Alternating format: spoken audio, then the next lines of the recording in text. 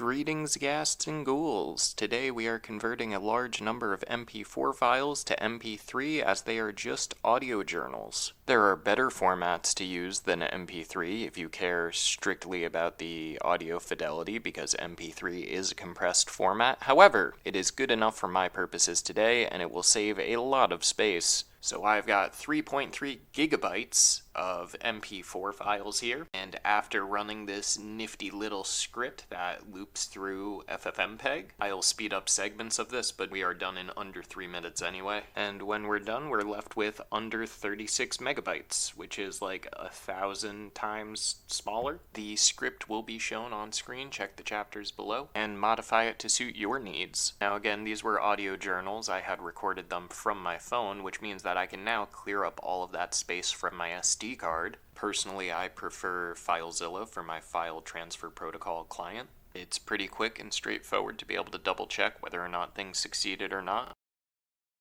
And with that done, the precious space on my SD card is once again saved.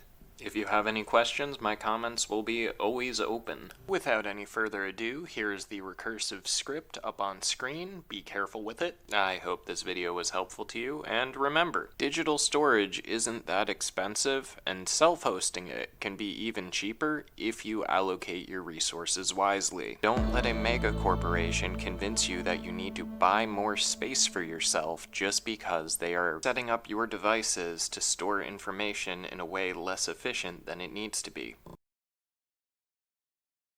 On an unrelated note, I just wanted to say thank you. We've hit 420 views in the past month, and there is no further significance on that. I just think it's pretty lit.